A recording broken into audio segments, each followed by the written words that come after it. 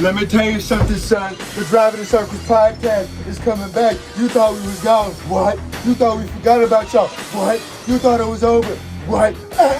I'm Stone Cold Corey Johnson says, if you don't hit that like and subscribe button and watch this whole podcast, I'm open up can whoop ass on you and full speed to some of mamas too. And that's the bottom line, cause Corey said so.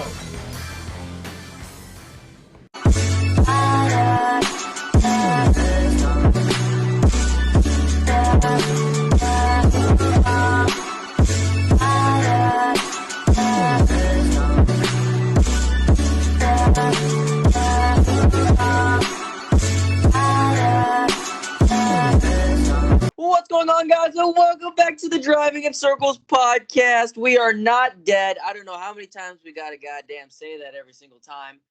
It's been how many months, boys, since we got back in the studio and decided to record a podcast. You know math, bro. What? It's in November. How many has that been, pal? That's like roughly 4 months. That's 4 it. months. That's at least 2 weeks. You know what, Corey's not even wrong. You know, we gotta give him that one. At least 2 weeks. Oh my, Jose's here. Jose, introduce yourself, cause you did it all the time. This is the first time I've talked to these boys in about 4 months, so I don't know. Hi, hello. We actually pulled Jose off of one of the buses that just arrived the other day. He went back home for 4 months, and we said, "No, boy, we need you to back on this podcast. Get your ass back in the studio." They're about to ship him to Nancy Pelosi's house, and we said, no. The border was open. I passed through before all the shenanigans happened, so I got through. But anyway, you know, that's usually how it goes here on the Driving in Circles podcast. We give you about 6 months of inconsistent, borderline, very little effort content, and then we go on break very early. You know, we're kind of like a 9-to-5 job. You know, you just put in the bare minimum, and then we call on vacation. And then we just disappear for forever. But as you guys have seen by the post, if you guys are not following the Instagram, make sure to follow the Instagram. We have got a new look for this year, boys. Papaya Plaid. Papaya Plaid is now rocking 2024. How we feeling about our boys, the Faf boys? We're recording this after the Rolex. This will probably go out, I don't know when, probably sometime soon. What do you think about the Rolex is what I should say. 60-second Rolex. Second time we've watched it fully. That's a lie, boy. We all Yeah, that is a lie. I watched 18 hours of the Rolex. I say I watched a good 20.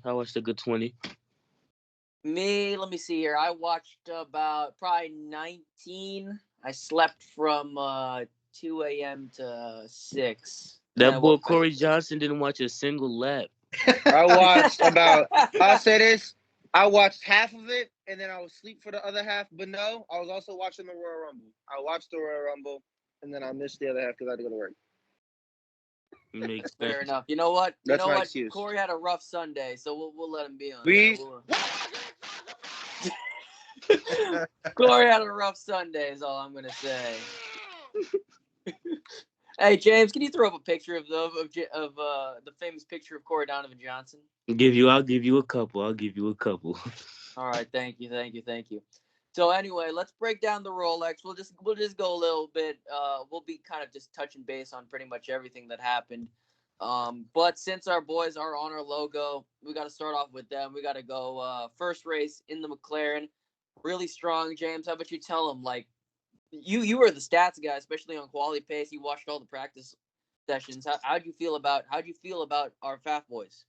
We didn't have that long to put on the car, you know, put it up, get it up to speed, all that. But we cooked. Started P6, stayed around P5, P6, worked the strategy, you know, did all that.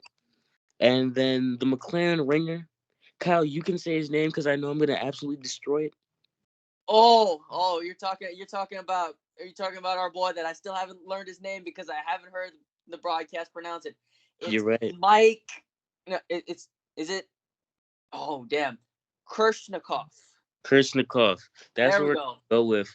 Ollie Jarvis did a good job keeping the car in the first stint. Then I can't say his name. He got in Kirshnikov. the I think we're car. gonna go Kirshnikov. Kirshnikov. He got in the whipski, got the track position, and was booling, son. Absolutely whipping it down, cooking, just cooking, and then the worst possible thing that ever happened.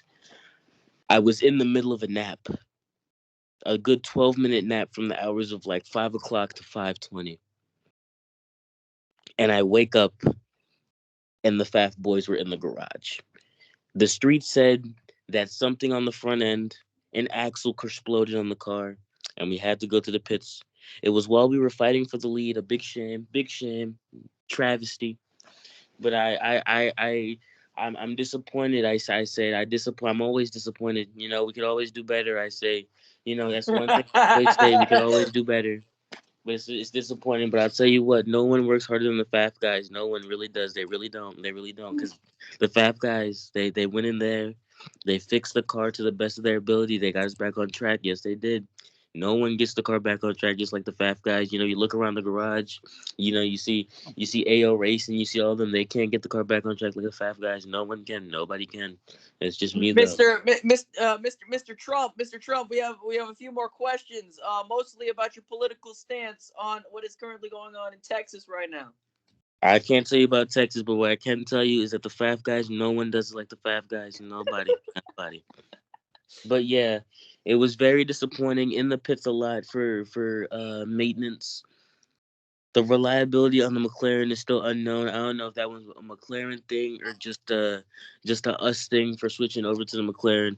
But I feel like we showed a lot of pace. We showed strong pace. Even when we were on the track 20 laps down, we were still showing a good, decent amount of pace. We finished 10th in class, which is disappointing for the first Rolex out of Porsche. But I feel like if we, you know, put in the work, put in the hours, take what's ours, you know, we can actually go grind out and we can be able to get good results week to week. Well, not week to week, because, you know, month to month. There we go. Yeah, no, it was a real shame that the car broke before Hinch or Rossi could get in the car. You know, James Hinchcliffe was really excited about, you know, getting in that car, and he, you know, we saw at the beginning of the broadcast how he was already in his fire suit, and the race had just started. He didn't need to get in for another like 4 hours, but you know, it was really nice to see Hinch get back behind the wheel, and then they unfortunately, as you said, retired the car. Jose, I know, what do you call it? We were talking about like the whole, is it FAF or was it really McLaren, the reliability issues. Inception Racing, man, they were leading the class in the middle of the night, and then they had some sort of battery issue that pretty much took them out of contention. What do you feel is like, do you think it's a McLaren thing? Because right now both of those cars look really, really fast, but they both have mechanical issues. I mean, well, you know, it's with in Faf's case, it's their first time, you know, actually getting the car. They got it very late, so you know, you were gonna have growing pains no matter what. It's a 24-hour race, so it's stuff you expect. There's always gonna be mechanical issues in a 24-hour race, you know. So it's just whether you're prepared for it or not. I think it's just growing pains. That's the only thing you could really say when it comes to Faf and the McLaren, because I mean, you know, they were running the Porsche forever, so to just switch, you know, the first year with the new manufacturer, stuff like that happens, so you can't really judge it off one race. We'll see in about halfway through the season, you know, have they adapted to the McLaren and stuff like that. So that's all you could say about it. All right, so we could just start making our way through maybe some incidents first, and then we can talk about the winner. So James, I know I was driving right down the middle of the road, and next thing you know, I just get a phone call from my good buddy, my good pal, Mr. James Ashford, and first thing he says is, Vasser Sullivan dead. You want to elaborate on that? The Vasser Sullivan Lexus, the number 14 Vasser Sullivan Lexus, the one in GTD Bro, absolutely shaboing boing the rear of an LMP2 car that was spitting out right after turn 2. It was biblical scenes just about an hour into the race. You know, big heavy hitter in the GTD Pro champ, defending champ, out of contention just like that. It's absolutely insane. I'll say this, it was one of the crazier first stints of a 24-hour race I've ever seen. One of the more incident filled early stages of the race, you know. But it wasn't even their fault. Bad timing. The LMP2 got off track, got their tires into the dirt, started a little spin. They tried to gas it up. The LMP2 just stayed in that position. They tried to get around her. It didn't move. Pile drove right into it. And that was the end of their day. Well, not the end of their day, but the end of their chances at getting the W. I'll tell you what, man. If there was one class that decided we're gonna carry the Rolex 24's entertainment on our back, it was definitely LMP2, baby. I mean, with LMP3 being replaced to make up space for more GTP cars and more GTD cars, everybody was like, "Oh man, where's the chaos gonna be? Where's the chaos gonna come from?" Because LMP3, that's where all those AM drivers and those slower prototypes go. Man, we did not skip a beat. Corey, tell them the saying with our favorite American flag, LMP2. What do you want me to do now? Because I think you asking me about. You talking about the LMP2? The Our LMP2. favorite. What's the new saying that they got around their team right now?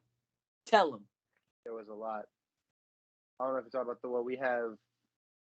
Can I actually give you a list of quotes that I've seen in regards to this team? One of them being, "Get that thing off the road, bro." What does blood even do? We have. You can take. What is the team that I know the saying? What is I want to get Sean this Creech, perfectly. Motorsports. Concrete. All right, you can take concrete out of LMP3, but you can't take the LMP3 out of concrete. Is that good enough? I'm gonna try again. Would you like me to try again? I mean, I said concrete because they were driving around like they had blockheads. You know what I'm saying? You see what I did there? Would you like me to actually get the good saying? You know what I'm saying? Or I think that actually that describes it perfectly. I think that they probably had, to my knowledge, since I've ever started watching the Rolex, probably the worst showing at the Rolex. Would you guys agree?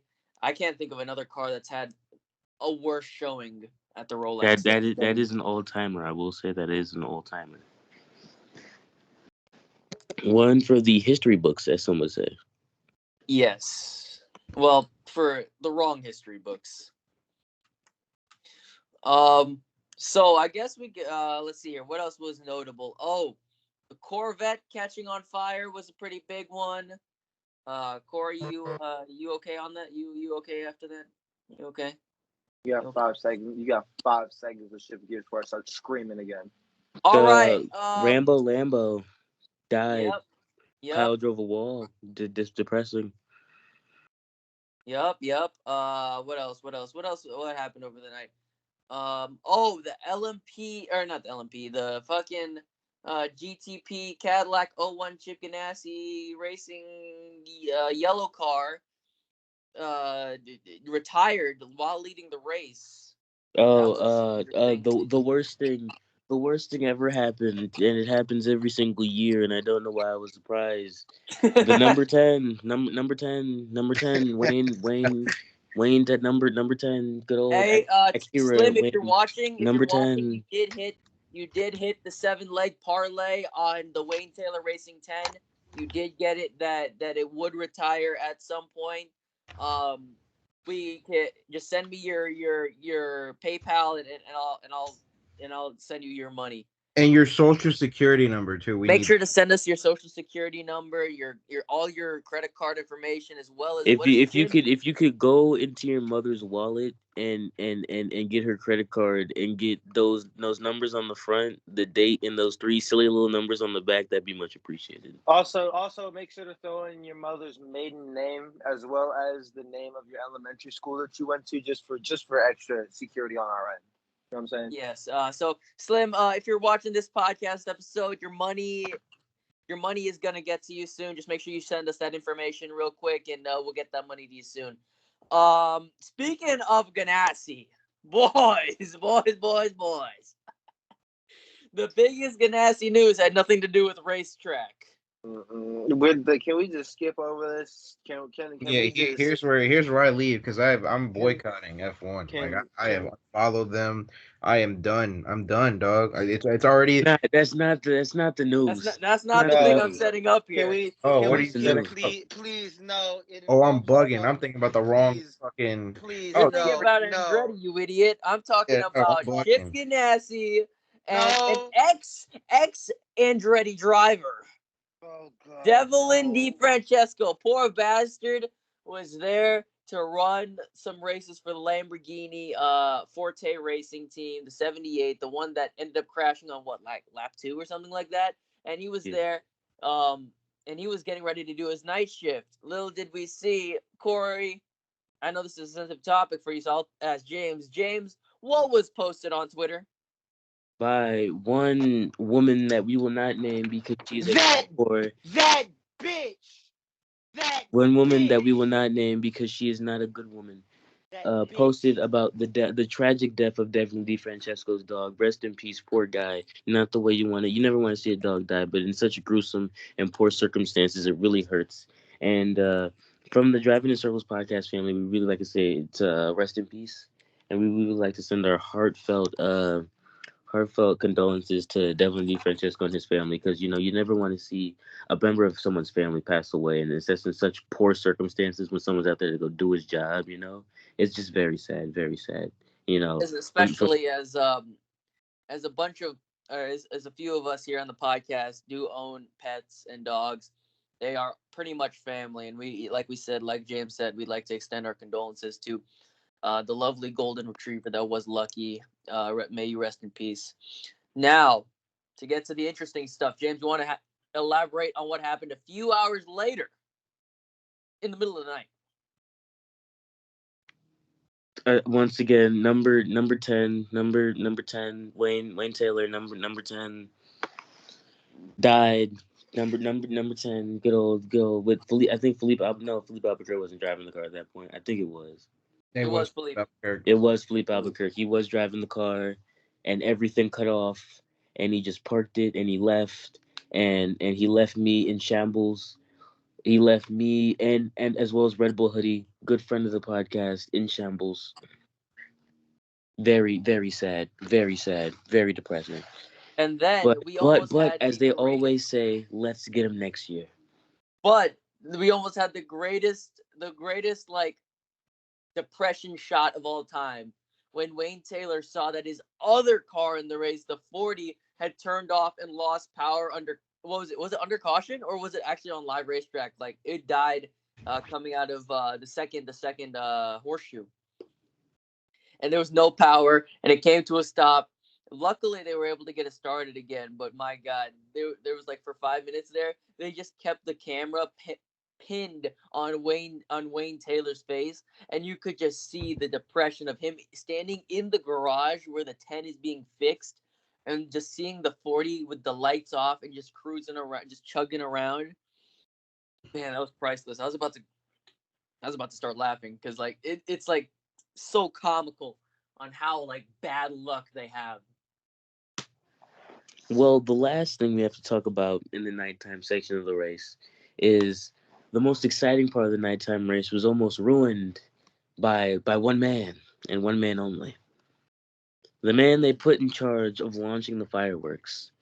The man they put in charge of setting off the absolute spectacle of the 10 o'clock fireworks that is every year at the Rolex almost pressed the wrong button and ruined the entire fireworks show. Only Made one man. NASCAR look bad as a whole. Only one man could do that. Who was that man, Kyle? Mr. Jebediah Jeff Burton. Only man. The only man.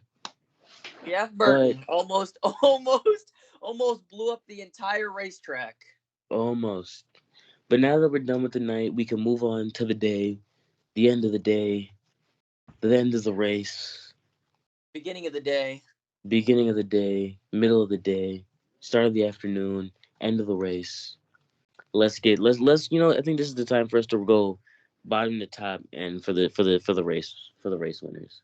Because Okay. really none of the fighting really went on into the morning because Ferrari. Hey man, we're gonna have a quick discussion about this BOP real quick because No. We talked too much about the BOP last year. We're just gonna be we're gonna sound like a broken record at this point. well, but Copy like, paste. I'm gonna just say this: Control C, Control V. There you go. There's our discussion on the BLP. all right. Well, let's talk about GTD first. The green numbers for people that are like Chase. How could I best put this without sounding like a broken record? James, you want to say it because it's making me very upset right now. Ferrari put one testicle on the table as the BOP was heavily in their favor as they absolutely shaboing boing the GTD field. Very sad, very depressing. No remorse. And then not too long after that, Ferrari then lifted up the other testicle and placed it on the table as they absolutely shaboing boing the GTD Pro field. And it was just a shambles. It was a shambles. It was a total shambles. Just to put into perspective, Windward. Let's give some credit to Windward Racing. Seasoned Mercedes IMSA GTD field runner. They did win the Rolex. Congrats to them. But to be honest, they were the only team that could really beat the Ferraris. But to Ferrari's credit, they did put two cars on the podium and consisted of three of the top four. They finished Ridiculous. 2 through 4. Ridiculous. And then in GTD Pro, as James said, the Rizzi Competizione 62, they've been chasing that Rolex win for a long ass time, and they finally got it done. They were one of only 2 GTD Pro cars to finish on the lead lap, and they beat the Rexy 77 by 25 seconds, I believe. Like it was a big gap. But one thing I would like to bring up is that the Windward Racing right after they won the Rolex, it was a very emotional moment. They were crying in the car. But I'm just gonna put a picture up on the screen. There was a sticker. There was a sticker in the cockpit that just piqued my interest. I'm just gonna put that plastered up on the screen and zoom in a little bit, just for all the bros out there. If you know, you know. If you know, you know. And if you don't, now you know. Finish that line, Kyle. Say the rest. Say the rest. No. Say the rest, pal. We're trying to keep... You brought it up. You brought it up. What's the last word? Now lie in it, fuck nigga. Oh man. Now we gotta bleep that because we were being more professional. Good job, Corey. God damn it, Corey. We need our monetization, which is like what 0.001 pennies. Half a penny. Quarter of a penny. So let's move on to the most exciting class, the LMP2 class. No, because that they also smoked the person. I'm pretty sure the winner was the only person that would finish on the lead lap for LMP2. No. No. Or at least the top 2. It was something like that. It was either just the winner or the top 2. I almost look like a genius having CrowdStrike up there because on that final restart, they had the inside through the international horseshoe and they were making the pass on the 18 and they got into the back of the 24 BMW and spun it around, which caused them to lose the spot. And then the 18 just rode off into the sunset. I think they ended up winning by like. Congratulations to up and coming IndyCar star Chris Rasmussen. I wanted to pick their car because I do mess with Chris Rasmussen, but I didn't because I'm an idiot, and I picked the 22, and God knows how that turned out. Yeah, James didn't fare too well in this year's Rolex. All of his cars either DNF. None of my picks finished the race. Yes, they all. Here, James. Let's flash up this picture of us in GT7, all in the cars that you had picked. Anyway, So LMP2 was pretty interesting, but still a flaccid finish. Let's talk about the real finish of the overall, the one that has everybody talking, the controversy. IMSA expert Jose, can you give us some insight? First of all, we're forgetting something in LMP2 that was very important. Connor Zilic is a fucking star. He's younger than all of us. I think so. Yeah, he is younger than all of us. And That that was kind of motherfucker Zillich. drove the wheels off that LMP2 Aero Motorsports car. He drove it like a fucking wheel, man. He's gonna be a star for sure. In whatever race series he decides to compete. Whenever he Yeah, grows up. that But boy yeah, like laser. uh, Stop Gia. dick riding, bro. Stop dick. Get off his dick, bro. Damn. I'm just stating facts. But anyway, we get the GTP. We've kind of been ignoring the fact that it was a battle of two manufacturers, Porsche and Cadillac. Cadillac with their Action Express, and Penske with the number 7 Penske Porsche. Um, Penske was really dominant throughout the night, and then we were getting towards the day. It was just a battle between them two. We had a late safety car towards the end of the race. I think Action Express was leading, and then during the pit stop, the Penske I think got him on pit road, and it led to a battle for the Rolex between those two cars. There was a controversial finish with the timing. It was very weird on the broadcast. They came out with a statement and said that it was just a breakdown in race control or something. We don't know. But it was great. Towards the end of the race, it was who was it? Felipe Nasser and Bloomquist, right? Is that It correct? was No, Tom Blomqvist and Felipe yes. Nasser. Yeah. So yeah, they went at it for the last couple laps. It was absolutely brilliant. Brilliant GTP racing. That fucking pass earlier in the race though, when the 3 wide, the 31, when they split the Ferrari, I think. Oh my god, inject that into my fucking veins. Eat shit, F1. That was amazing. But yeah, the 7, um I think even if they added another lap or if it went the full distance, I think the 7 was just better. Um, And by that time, the 7 had already pulled out a ginormous gap What with was the it? Almost traffic. almost a second because Bloomquist caught the lap cars like in bad spots. yeah, he caught him in the Le Mans chicane, so I mean, it was I mean, good for the 7. It was great to see Dave Cameron, who TV doesn't really NBC watching it on the broadcast. They only really cared about the IndyCar drivers. Um, they only interviewed Dave Cameron for a little bit.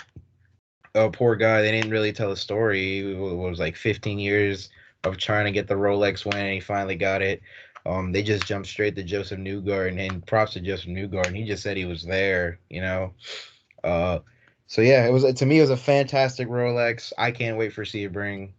Your guys' thoughts on the winner?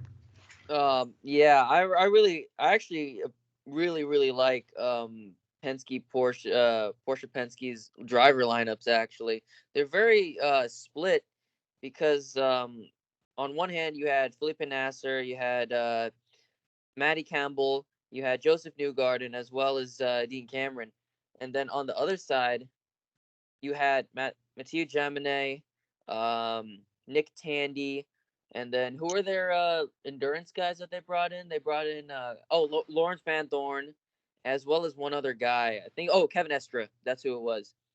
So those are, if you know anything about GT endurance racing and you know those names, that is an all-star caliber lineup. You like they were the reason why the Penske Porsches won. They weren't even the best car, but they just held it together. They managed to keep it on track. The pro driver poise that they had was just next to none, and I really love those lineups. That's all I got to say. Well, now that we're finished with IMSA, we have to talk about the biggest motorsports news in this millennium. Wait, James, you're forgetting the real big news. What's the big news? Pokimane is leaving. No, I'm playing. I'm playing. Sorry. We have to talk about the real biggest motorsports news of all time. We have to talk about the real biggest motorsports news of all time. It's that the GOAT, Lewis Hamilton, is packing up and taking his talents to the Scuderia in the year 2025, replacing Carlos Sainz as the number 2 driver at the Scuderia. Something that I would have never thought in my entire life would Crazy. happen. Crazy. Here's Lewis where I walk Hamilton, away. I'm boycotting F1, so here's where I leave. We're, that's right. Yeah, we'll get into that. actually, James, we're not even gonna. We're just gonna leave it at that because we are boycotting F1. We're still gonna make picks because Who is we're we? we're Who is corporate we? shills. Huh, But There is no I'm we. I'll talk I'm about Switzerland. it myself. Y'all can go hush I'm up. I'll talk about F1 myself. we are I'm Switzerland. boycotting, bruh. Y'all This is can boycott. ridiculous. Let's This talk is about F1 ridiculous. myself. Lewis Hamilton to Ferrari is very surprising, but I can see. I'm not opposed or against. I'm not against the move. I'm not for the move. I don't know how to feel as a Lewis Hamilton fan. Crazy stuff. But we'll get on the point that these fellas are upset about that they rejected Andretti's pitch into F1 for the 2026 season.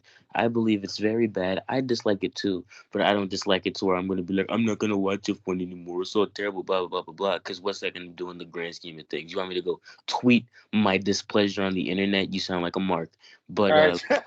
Okay. but I it's very sad that they won't let them into the sport. I think it's very gatekeepy of the rest of the Formula One teams. I really think it's really disrespectful that you had these guys go out, make prototypes of the car, show that they can test the car, put the car in the wind tunnel, spend millions of dollars to put the car in the wind tunnel, and then you say, you know what? No, don't care. Bye. I You feel know like what's that's crazy disrespectful, is that but stuff happens. I thought we wanted to grow the sport of F1, right? And I thought, specifically in America. especially, yeah, you already have 3 USGPs. You have an American driver in the field. You have one redheaded stepchild of an F1 American team. Um, and then but now you have the chance of getting a true American F1 team.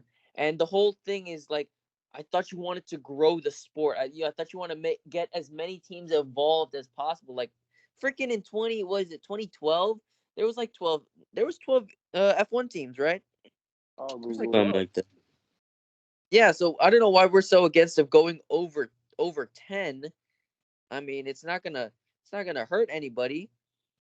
It's just terrible. And then obviously the whole reason why they're like, oh, Andretti can't come in is because of the same reason. Like, oh, we just don't want him. We just don't want we want to maintain the integrity of this sport. What do you mean the integrity? They are throwing money at your series to join, and you don't want them to join. That's how you know they're European assholes. And the thing is, it's not the FIA itself. It's the other teams in Formula One. You can't blame the base of Formula One. You have to blame all the other teams that said no, we don't want them in for the only point of they don't want the pool of money to grow, so they don't have to share the big pot of money and divide it amongst more people. That's what the main thing is.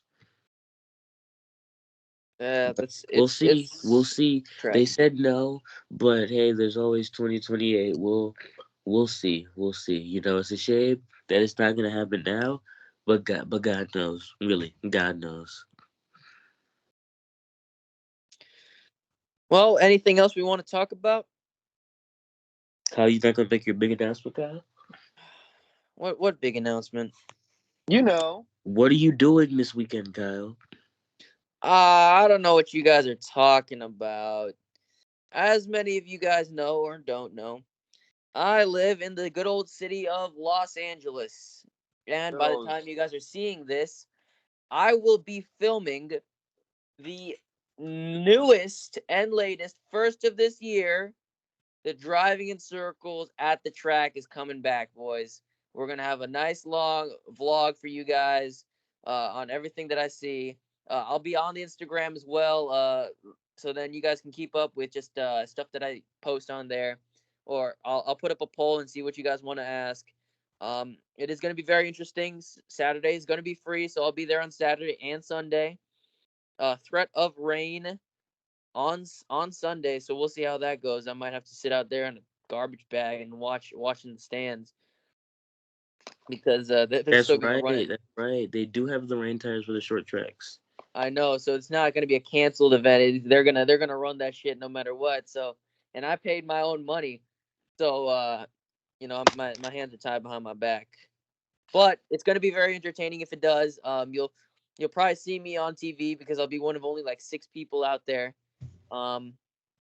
Anyway, yeah, just that's a little pro plug. That'll be coming out probably sometime this upcoming week. Whenever James decides to get to it. Anyway, anything else, boys? Nah. I think bold prediction. Aaron Plessinger from Supercross is going to keep the red plate after Detroit this weekend. That's That it. brother is high. That If you brother know, is you know. AP is going Dog. to get mollywopped. If you know, you know. I think he's going to keep it. No, that brother's high. Brother's high. Oh, no. Oh, Jesus. Oh, no. That's it. We don't do Supercross here, but there we go. If you know, you know. Matthew Sheridan. Lord. Shout out Matthew Sheridan. Oh, yep. He's probably one of 2 people left that made it this far. On top of Yes, Demarion, yes. Demarion, too. never Yep, forget yep. real one right there. Demarion just tweeted he's losing interest in making designs. Don't give up, Demarion. We love you, Demarion. He's a sponsor of the series. If you know, you know. Demarion, keep it up, Demarion. Come on, let's clap for Demarion. Come on, Demarion, don't do it. Please don't quit. There you go. We love you. All right, guys, that should wrap up the first episode of 2024. Any closing remarks? And Corey, you're not allowed to talk until we get started on this outro. Glory, Man United. All right, guys, thanks for watching. Make sure to like, comment, subscribe, share with your friends. Make sure to like, comment, Man share with your friends. As the Reds go marching on. James, I hate that Patrick Mahomes. outro. When you can